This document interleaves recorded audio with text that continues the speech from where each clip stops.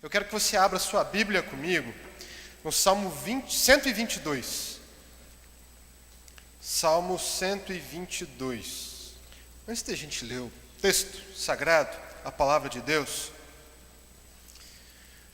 eu gostaria de fazer uma pequena introdução a respeito do texto que nós temos diante de nós. Não sei se você sabe, mas este Salmo, Salmo 122, ele é o terceiro salmo de uma série de 15 salmos especiais dentro do Saltério, dentro do livro dos Salmos. Esses 15 salmos, eles são chamados cânticos de romagem, ou salmos dos degraus. Qual é o contexto em que esses salmos foram compostos e para que estes salmos foram compostos? Me parece, a tradição diz isso, a história da igreja, do povo de Deus no Antigo Testamento aponta para isso. Nos parece que esses salmos eles eram cantados, eles eram entoados pelos peregrinos que algumas vezes por ano, pelo menos 2 vezes por ano, saíam das suas terras, das suas cidades e caminhavam rumo a Jerusalém para adorarem a Deus em comunidade. Vale dizer que no Antigo Testamento a adoração ela era bem centralizada.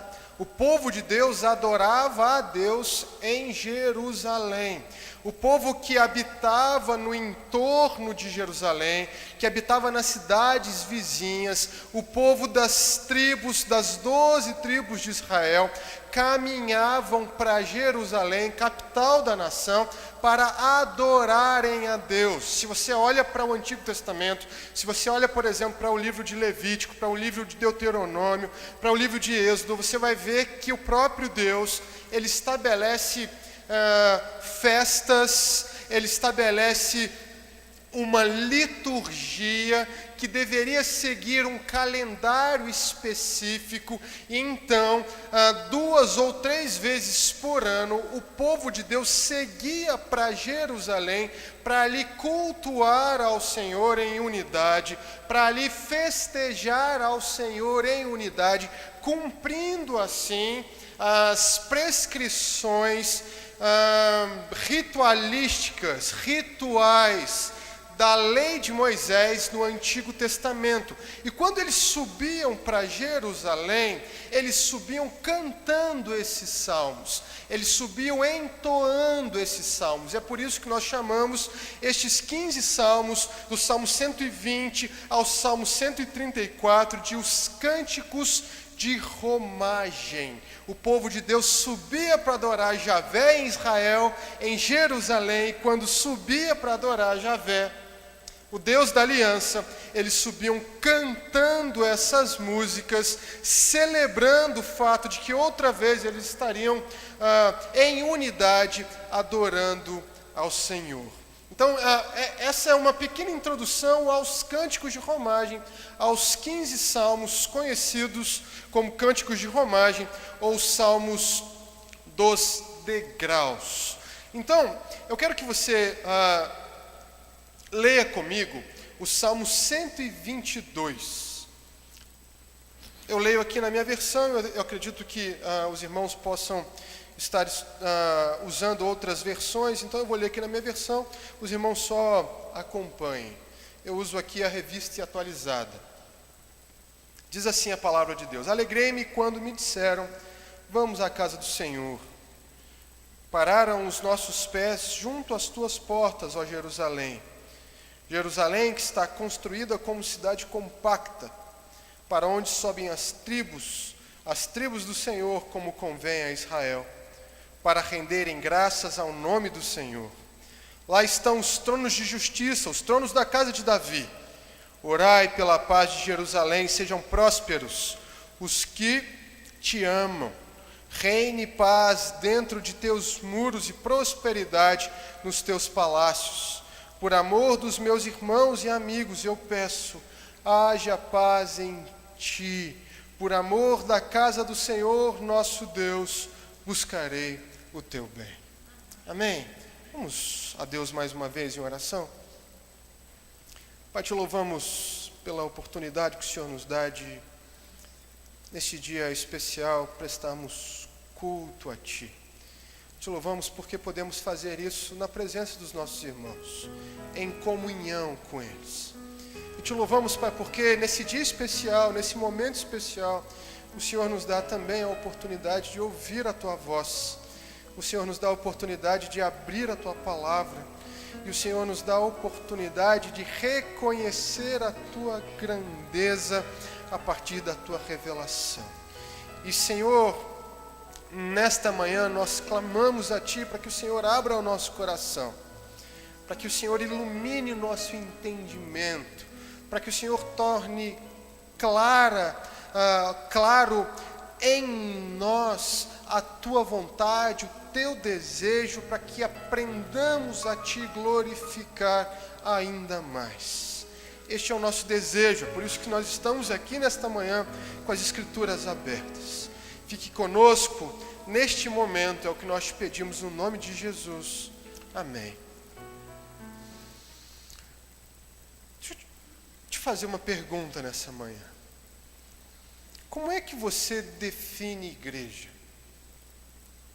Qual é o entendimento que você tem de igreja? Qual é o papel que a igreja exerce na sua concepção de cristianismo? Qual é o papel que a igreja tem na sua vida cristã, no cristianismo que você vive? Qual é o papel, qual é a importância da igreja na sua vida? Deixa eu te perguntar, por que é que você está aqui nesta manhã? O Salmo 122, ele fala do relacionamento que deve existir entre o crente e a igreja. O Salmo 122, ele é sobre perceber a centralidade da igreja no plano eterno de Deus, no plano redentivo de Deus.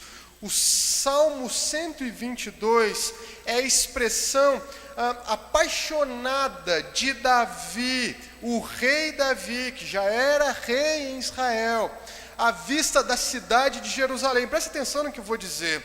Nesse salmo, o peregrino, aquele que caminha rumo a Jerusalém, é o próprio Davi, e ele é alguém que, à vista da cidade de Jerusalém, se deleita, expressa sua alegria. Neste salmo, o peregrino é alguém que chega ao final da sua jornada e, quando vê Jerusalém, revela o seu amor, revela o seu desejo pela cidade onde o povo de Deus adorava em comunhão uns com os outros, adorava a Deus na beleza da sua própria santidade. Então eu quero que você entenda algo nesta manhã.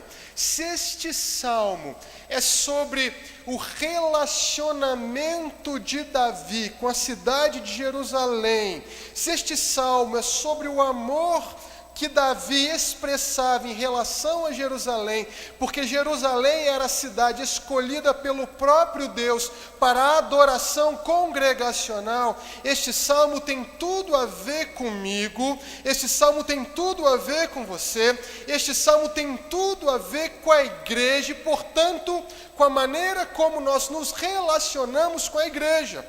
Porque se a casa de Deus no Antigo Testamento era o templo, situada na cidade de Jerusalém, no Novo Testamento a casa de Deus é a igreja. No Novo Testamento a casa de Deus somos eu e você. A igreja é o santuário do Deus vivo. Entendamos todos aqui, é claro que eu e você, enquanto indivíduos, somos templo do Espírito Santo. A Bíblia é muito clara. 1 Coríntios capítulo 6, versículo 19. Eu e você somos templos do Espírito Santo. Mas o mesmo livro de 1 aos Coríntios, no capítulo 3, no versículo 16, vai dizer que a igreja, como um todo, é santuário do Deus vivo. Ou seja, Deus habita na igreja. E da mesma forma como Deus habitava no templo no Antigo Testamento, hoje Ele habita na igreja. E se esse texto é sobre o amor de Davi em relação à cidade de Deus, porque ali o povo adorava em comunhão, este salmo tem muito a nos dizer a respeito da maneira como nós devemos nos relacionar também com a igreja, templo do Deus vivo. Amém? Então entendamos o que Davi quer dizer quando escreve este salmo. Em primeiro lugar, no versículo 1, Davi diz o seguinte: alegrei-me quando me disseram, vamos à casa do Senhor. Meus irmãos, nós precisamos entender que quando Davi escreveu este texto, quando o rei Davi escreveu esse salmo, o templo de Jerusalém ainda não existia. A adoração acontecia em Jerusalém. Jerusalém já era a capital do reino, mas o templo ainda não existia. Por quê? Porque o templo foi exatamente construído pelo seu filho, por Salomão. Lendo a Bíblia, eu e você vamos entender que Deus não deixou Davi construir esse templo. Por quê? Porque as mãos de Davi estavam sujas de sangue. Davi havia pecado muito.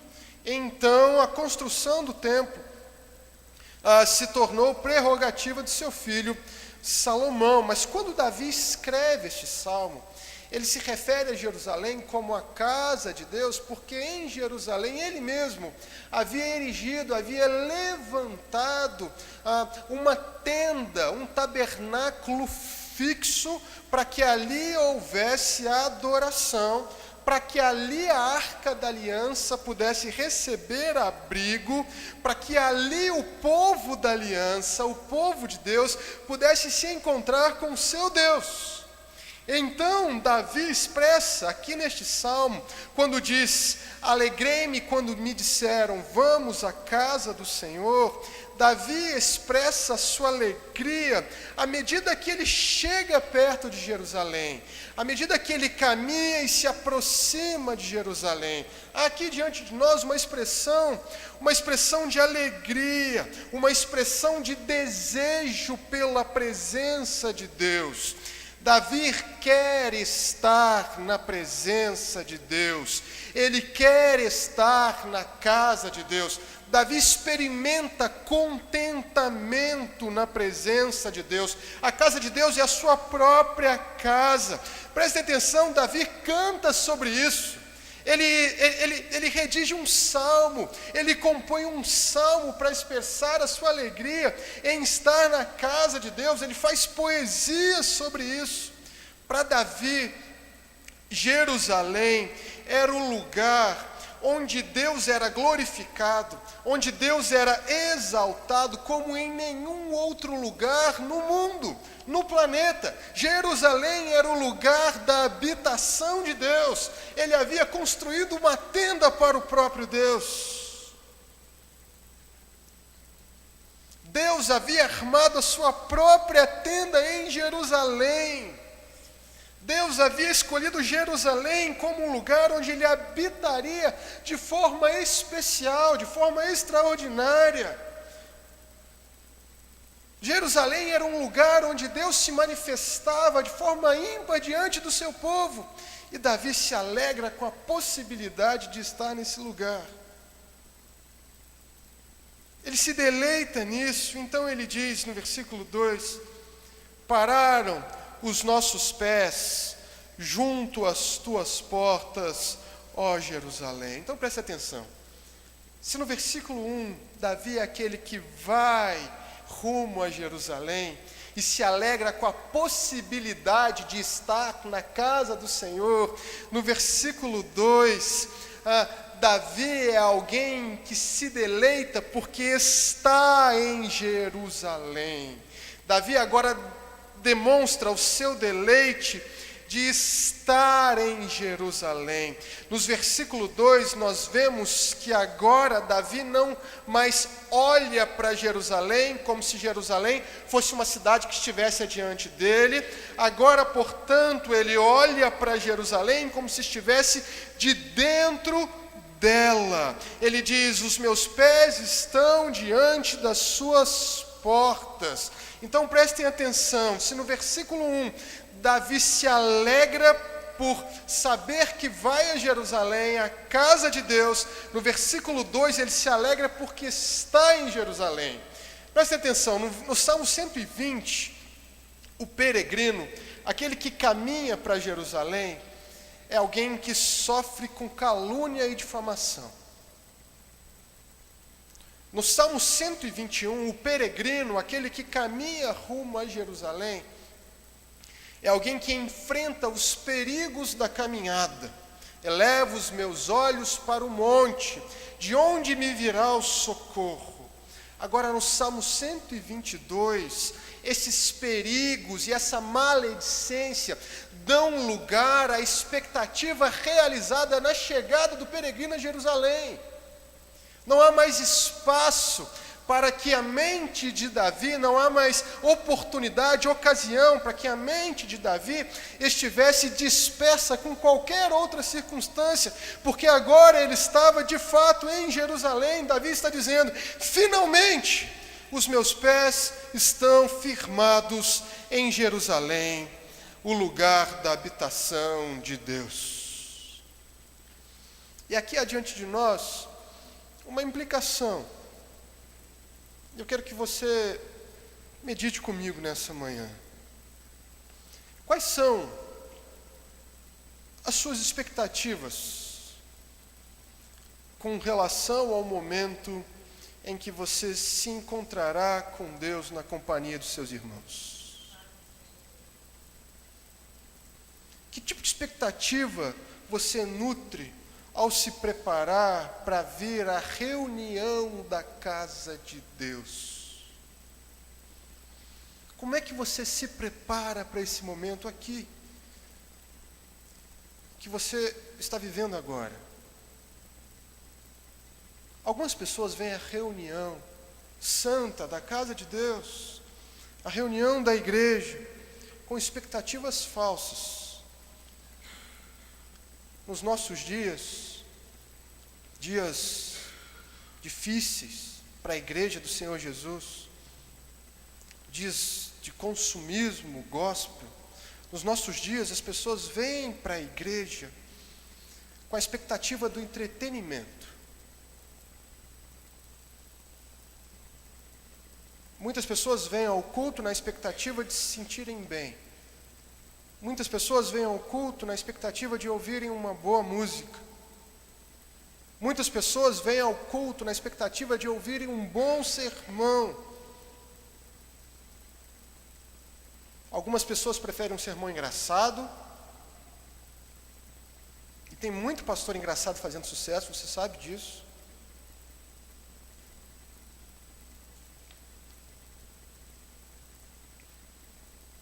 Isso aqui é uma igreja, isso aqui não é um circo. Amém? Muitas pessoas preferem um sermão intelectualizado, outras preferem um sermão mais simples, outras preferem um sermão mais dinâmico, outras preferem um sermão com um tom de autoajuda. A moda agora é o tal do coaching gospel, onde os pastores se colocam, se posicionam diante da congregação como se eles fossem mentores espirituais, como se eles fossem treinadores de futebol gospel, alguma coisa nesse sentido. Isso tem feito um sucesso. Muitas pessoas têm procurado a igreja com a expectativa do entretenimento. Outras pessoas vêm à adoração pública porque elas fazem isso há muito tempo. Porque esse hábito faz parte daquilo que elas são. Muitas pessoas veem a adoração pública por costume, por tradição, por religiosidade. Eu vou à igreja desde que eu me entendo por gente. Meus pais iam à igreja, meus avós iam à igreja, e é por isso que eu vou à igreja também. Outras pessoas veem a reunião pública da igreja, a adoração pública, a reunião da igreja, porque os seus melhores amigos estão ali. Ou seja, no culto, no ambiente de culto, há também uma oportunidade para um encontro saudável entre amigos, e muitas pessoas vêm à igreja por causa disso. Outras pessoas vêm à igreja porque entendem ou porque acham que se não vierem à igreja, elas não vão poder ser salvas da ira de Deus. Tem muita gente vindo à igreja para fugir do inferno. Tem muita gente vindo à igreja tentando, de alguma forma, comprar a sua própria salvação, comprar a sua própria redenção. E quando nós olhamos para o texto, nós percebemos que a expectativa do salmista é totalmente outra. O salmista, quando pensa em Jerusalém, quando pensa na casa do Senhor, ele pensa que lá ele vai ter um encontro com Deus, na sala íntima do trono dele, na presença dos seus irmãos. O salmista pensa em Jerusalém como um lugar onde ele verá a face de Deus na presença dos seus irmãos, em comunhão com os seus irmãos. E eu quero que você perceba o mesmo em relação à igreja, porque se Davi podia fazer isso, adorar a Deus na beleza da sua santidade, em companhia com os seus irmãos, na companhia dos seus irmãos, quanto mais nós. Por quê? Porque Cristo nos abriu um novo e vivo caminho. Foi-nos aberto um novo e vivo caminho. A palavra de Deus vai nos dizer lá no livro de Hebreus que os adoradores foram aperfeiçoados de uma vez por todas. E, portanto, eu e você, com a nossa mente purificada, com o nosso coração purificado, podemos entrar na sala do trono de Deus sem a necessidade de sacerdote algum.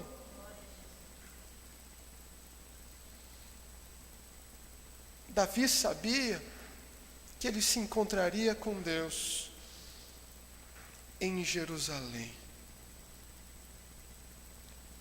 E a minha pergunta para você nessa manhã é: o que é que pode ser mais precioso do que se encontrar com Deus na beleza da sua santidade? O que é que pode ser mais importante do que ouvir a voz do Senhor? O que é que pode ser mais importante, mais emocionante, mais fascinante do que cantar louvores a Deus? Quando nós falamos do culto, do que acontece no culto, nós estamos falando das coisas mais ricas, das coisas mais poderosas do universo.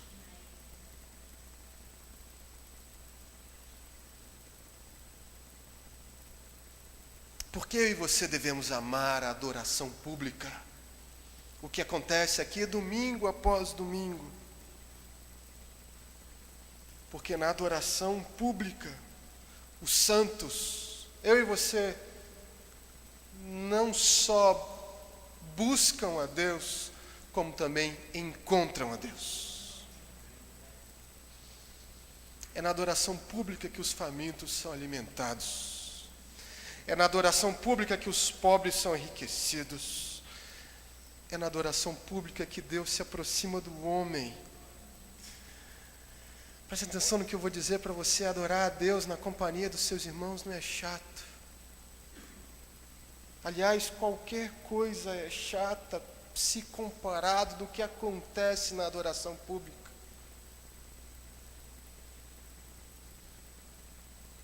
Tanta gente trocando a sua primogenitude por um prato de lentilha, Tanta gente trocando a beleza, a santidade, o poder envolvido no culto público, no culto que acontece domingo após domingo, por um programa de TV, por um momento em família, à mesa, que seja. Tanta gente trocando o que acontece no culto público, no domingo à noite, por questões corriqueiras, por circunstâncias triviais. Deixa eu dizer uma coisa para você: o povo de Deus adora a Deus num lugar específico, num dia específico da semana, há 3.700 anos. Porque o próprio Deus definiu assim. Porque o próprio Deus estabeleceu critérios para a sua própria adoração.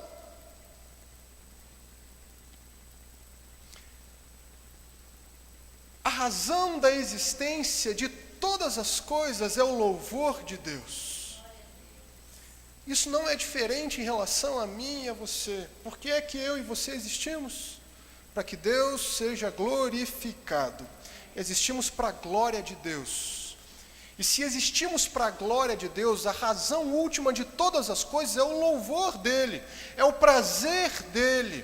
E deixa eu dizer uma coisa para você: se a nossa vocação última é adoração, é a glória de Deus, é glorificar a Deus, você não pode glorificar a Deus em outra circunstância, mais do que você pode glorificar a Deus no culto público, no culto de domingo. Deixa eu explicar melhor isso. Se a razão da sua existência é adorar a Deus, se a razão da sua existência é a glória de Deus, é aqui na igreja, é no domingo de manhã ou no domingo pela noite, onde você vai fazer isso com maior eloquência, onde você vai fazer isso com a maior significação possível, porque é aqui na igreja que eu e você fazemos aquilo que um dia faremos na eternidade. É aqui na igreja que eu e você adoramos a Deus na beleza da sua própria santidade, em comunhão com os nossos irmãos, exatamente como vamos fazer no Novos Céus e Nova Terra. Lá fora não acontece isso. Ah, pastor, mas eu adoro a Deus na minha casa. Sim, eu concordo com isso. Existe adoração familiar, existe adoração particular, mas aqui dentro, o que você faz aqui dentro, você não pode reproduzir lá fora. O que você faz aqui dentro é o que você vai fazer por toda a eternidade no Novos Céus e na Nova Terra. Portanto, não negligencie isso.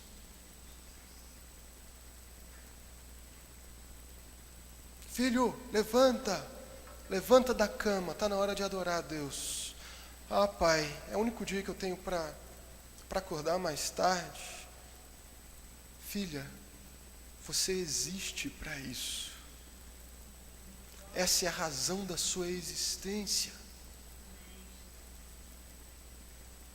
Cristãos que não sabem mais o que é o dia do Senhor, o que é guardar o dia do Senhor. Cristãos que não valorizam mais a singularidade, a centralidade do culto público. Davi sabia exatamente o que ele estava fazendo. E por isso se deleitava nisso.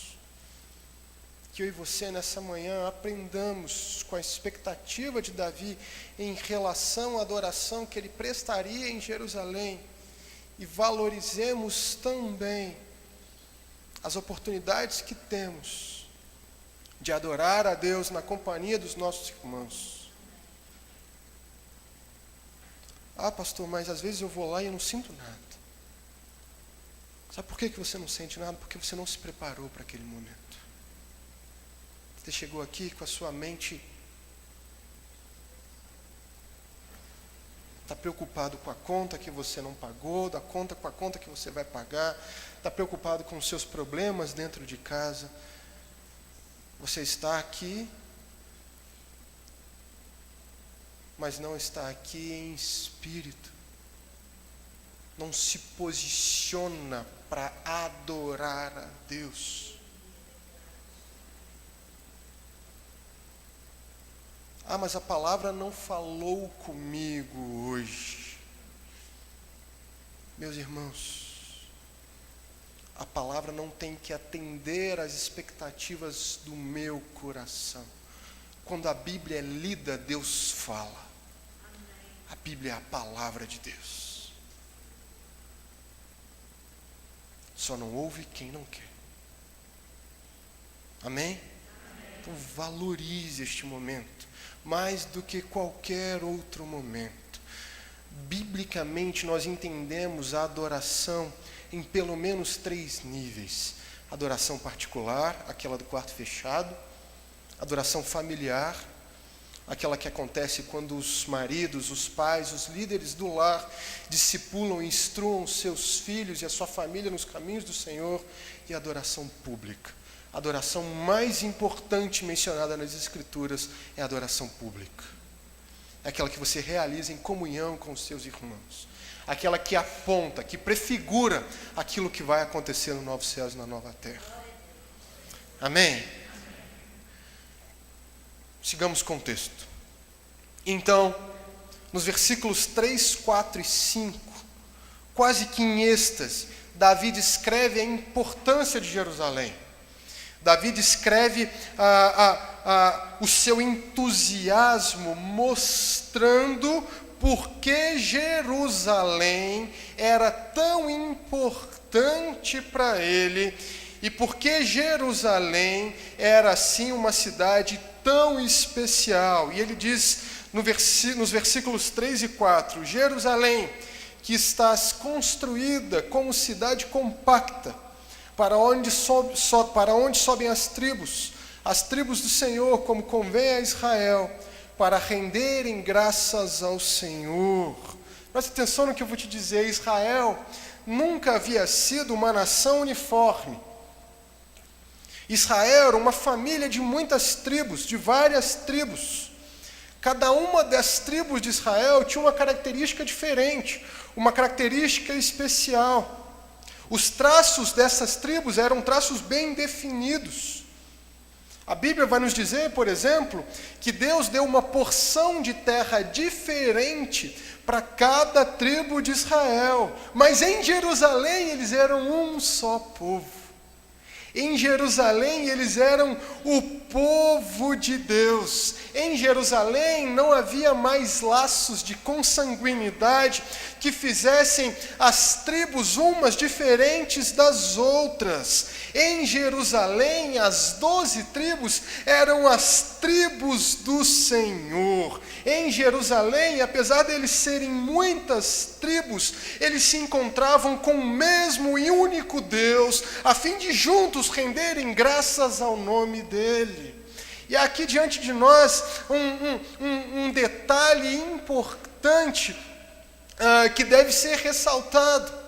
Eu e você precisamos entender que apesar das nossas diferenças, apesar dos nossos particulares, apesar das particularidades que envolvem as circunstâncias das nossas vidas, apesar de sermos indivíduos, nós somos um povo só. Nós somos o povo que no domingo se reúne para adorar a Deus em comunhão uns com os outros. Tim Keller vai dizer o seguinte, que eu, enquanto cristão, tenho mais comunhão com um guerreiro Maasai lá da Tanzânia, lá da ponta da África, do que com o meu vizinho de porta que não é cristão. Mesmo que ele tenha um carro parecido com o meu, mesmo que os filhos dele estudem na escola dos meus filhos, nós somos um povo. Pedro vai chamar a igreja de raça eleita. Pedro está dizendo que aqueles que são cristãos experimentaram um mesmo nascimento espiritual. Os laços que nos unem são laços mais poderosos e mais eloquentes do que os laços de sangue. É por isso que em qualquer lugar do Brasil ou em qualquer lugar do mundo que eu estiver, no domingo à noite ou no domingo pela manhã, eu sei que eu encontro abrigo. Eu sei que eu tenho lugar para ir. Porque é na igreja onde as tribos do Senhor se reúnem.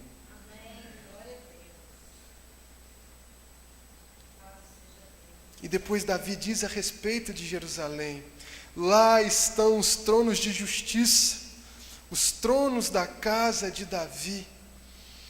Ah, meus irmãos, Davi sabia que o próprio Deus, o próprio Javé, o Deus da aliança, havia determinado como centro político da nação Jerusalém. Por causa de Deus, por causa das definições do próprio Deus. Em Jerusalém habitariam os reis de Israel. Eles reinariam de Jerusalém. Jerusalém era a capital da nação. Deus havia definido isso. E no Salmo 122, Davi se alegra com isso. Agora eu quero que você perceba um detalhe importante aqui no texto. Eu quero que você entenda que Davi, aqui neste texto, principalmente nos versículos 4 e 5, ele não demonstra a sua afeição em relação a Jerusalém por causa da história de Jerusalém. Ele não demonstra o seu amor em relação a Jerusalém por causa da arquitetura diferenciada de Jerusalém. Ele não demonstra o seu amor em relação a Jerusalém apenas porque Jerusalém é a capital do reino. Antes, Davi está afeiçoado, apaixonado por Jerusalém, exatamente porque Deus também o está.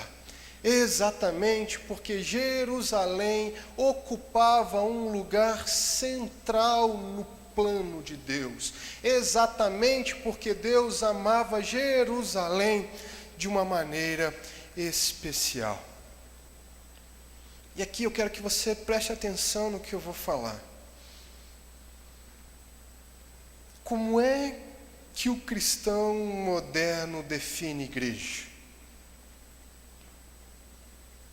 Como é que o cristão dos nossos dias define a igreja do Senhor Jesus Cristo? Eu preciso dizer para você, como eu já disse no início, que os dias de hoje são dias maus. Talvez a igreja hoje, a igreja de Jesus, enfrente uma das piores crises de identidade já enfrentadas na história. Em 2000 anos de história, talvez não tenha havido uma crise pior de identidade da igreja. A igreja não vai bem. Não há avivamento algum acontecendo no nosso país. Não se iluda. Os nossos dias, por exemplo, são os dias dos desigrejados. Quem são os desigrejados? Pessoas que se identificam com Cristo, mas que não se identificam com o corpo de Cristo.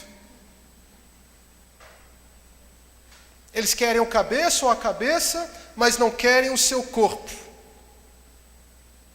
Eles querem o Jesus da igreja, mas não querem a igreja de Jesus. Esse grupo cresce, você sabe disso. Você conhece pessoas assim.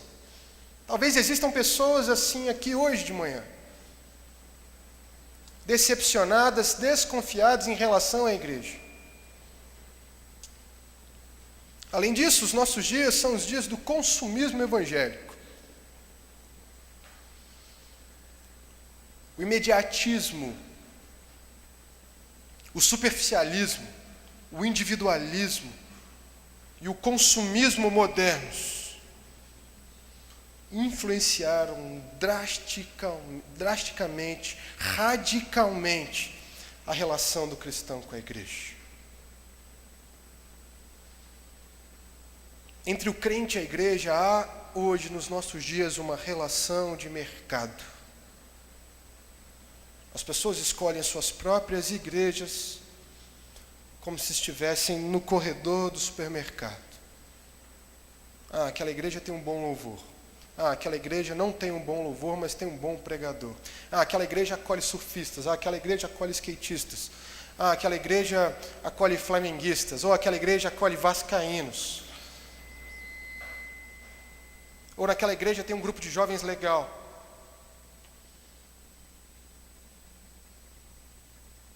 Há, portanto, nos nossos dias uma relação de mercado entre o crente e a igreja. Mercado, consumismo. Outro dia apareceu uma mulher lá na nossa igreja, a Poliana sabe bem disso. Ela conversou com a gente. E ela estava se mudando para a nossa igreja. Por quê? Porque na igreja que ela frequentava, nas 2 vezes que ela foi, o filho dela tropeçou na escada que daria acesso à salinha das crianças, e por causa disso o filho dela de 3 anos não queria mais ir na igreja, então ele estava procurando outra igreja. Personalismo. As pessoas não sabem mais por que vão à igreja. E mais, ela disse o seguinte para a gente: olha, eu falo inglês, se vocês tiverem aqui um culto em inglês, eu vou gostar.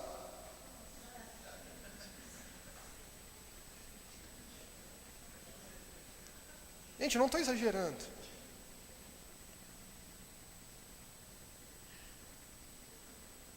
O pastor sabe bem disso. Da mesma forma que as pessoas vêm, elas vão embora. Porque os seus critérios são superficiais na hora de escolher uma igreja. São imediatistas, são consumistas. Igreja boa é aquela que atende. Atende o quê? Atende as minhas necessidades. Igreja boa é aquela que é envolvente. Por quê? Porque eu preciso estar num lugar onde eu me sinto bem. Igreja boa é aquela que tem programação. Por quê? Porque eu preciso me manter alienado no meu mundinho gospel, fora da realidade. Ou porque eu sou como o resto do mundo, viciado em entretenimento.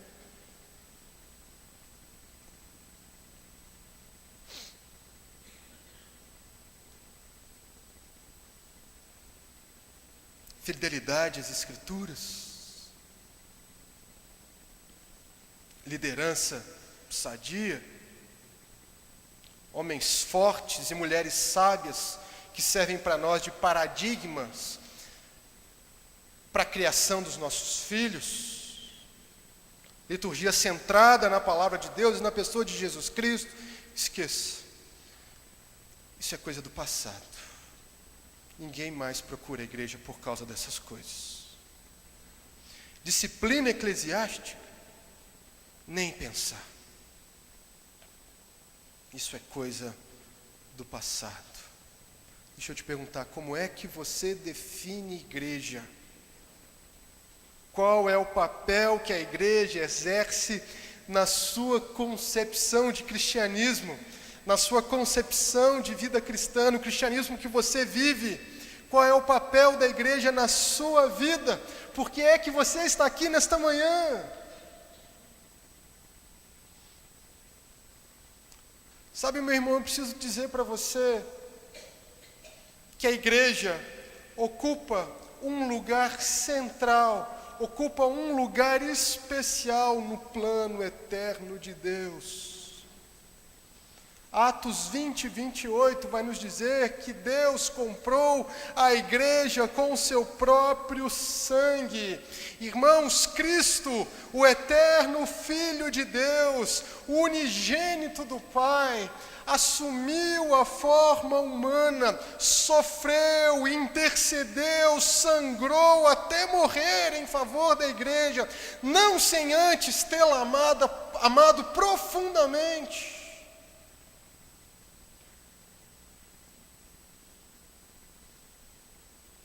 Deus moveu a eternidade, o cosmos, para demonstrar a centralidade da igreja no seu plano eterno, de redenção, de salvação. Dessa forma, a igreja não é um produto. A igreja não é um encontro marcado nos finais de semana. A igreja não é um lugar que de vez em quando eu tenho vontade de ir. Tratar a igreja assim é desprezar a igreja. E desprezar a igreja é desprezar a Jesus, o seu noivo e cabeça. Amém?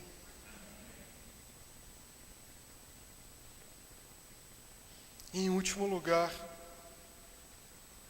na terceira parte do Salmo, Davi então ora por Jerusalém. Nós temos nos versículos 6, 7, 8 e 9 o que a gente pode chamar de o clímax do Salmo. Davi, porque reconhece a beleza e a centralidade de Jerusalém no plano eterno de Deus, ele ora para que Jerusalém pudesse ser abençoado. Então Davi diz: orai pela paz de Jerusalém, sejam prósperos os que te amam, reine paz dentro de teus muros e prosperidade nos teus palácios. Por amor dos meus irmãos e amigos eu peço, haja paz em ti. Por amor da casa do Senhor, nosso Deus, buscarei o teu bem. Meus irmãos, Davi não só conclama o povo para que o povo ore por Jerusalém, como ele também ora por aquela cidade. E o que Davi pede em favor de Jerusalém, ele invoca o que a gente chama de o Shalom de Deus sobre a cidade dourada, sobre a cidade de Jerusalém. Davi invoca prosperidade, Davi invoca a paz, a segurança que vem da presença de Deus sobre aquela cidade. Davi está clamando para que a paz de Deus repouse sobre o seu povo, que de maneira una, de maneira compacta, se reúne para adorar a Deus em Jerusalém. Deixa eu dizer uma coisa para você.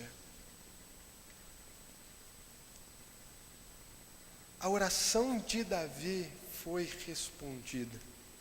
Haverá paz em Jerusalém.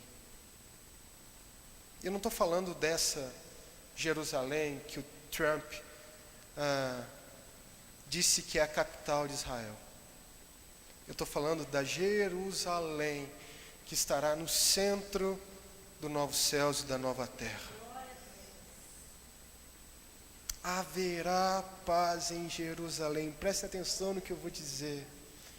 Paulo em Colossenses vai nos dizer que Cristo reconciliou consigo todas as coisas, quer sobre os céus, quer sobre a terra. Ele não só salvou a mim e a você, ele não só garantiu a nossa redenção, como também reconciliou consigo o universo inteiro.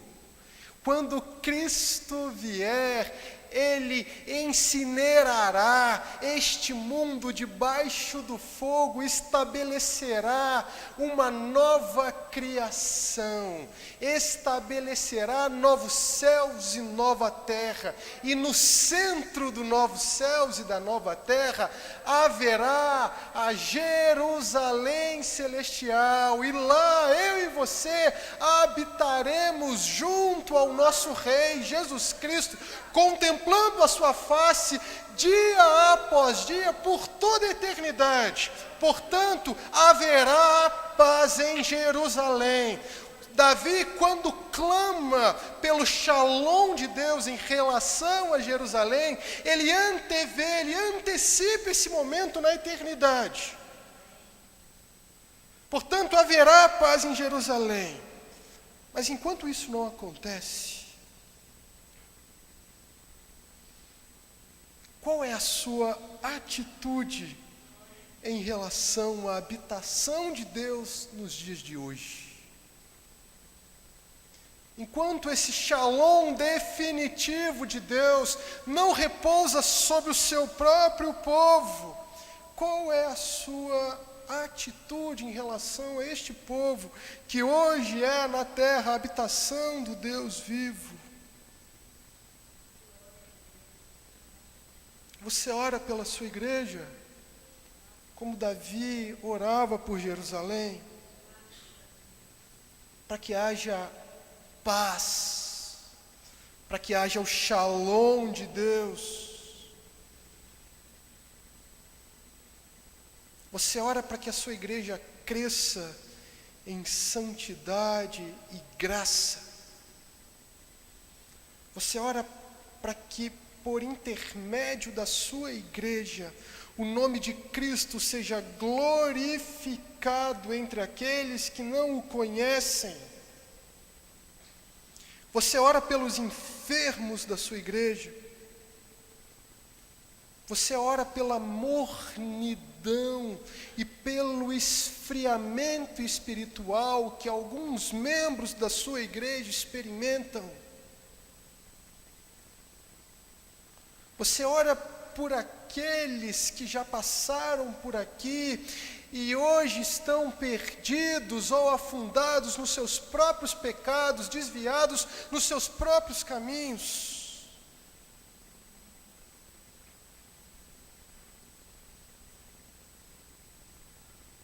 E o que você faz para que haja progresso na sua igreja? Como é que você constrói enquanto membro da Igreja Bíblica do Brasil? Você constrói para a edificação ou não? Como é que você se refere quando fala aos seus irmãos?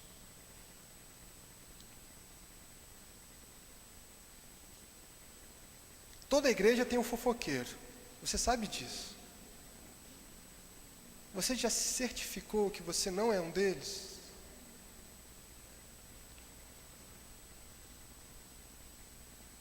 Você contribui financeiramente com a sua igreja? Você honra a sua liderança? Você levanta o caído no momento de dificuldade?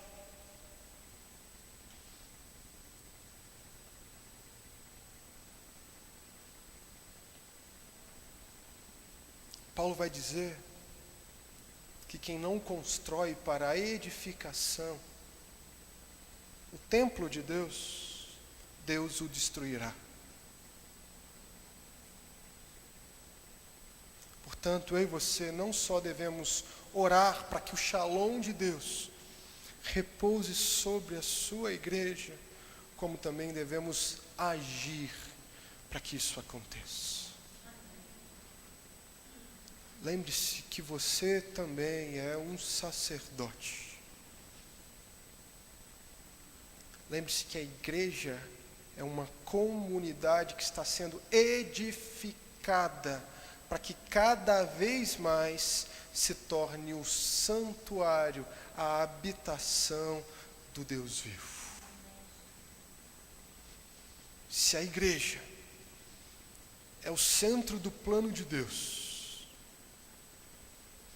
ao ponto dele entregar o seu próprio filho por ela também precisa ocupar o centro das suas atenções, esforços e orações. Fazendo assim, você não só amará a Deus, como também amará o seu povo. Amém? Deus abençoe a sua palavra.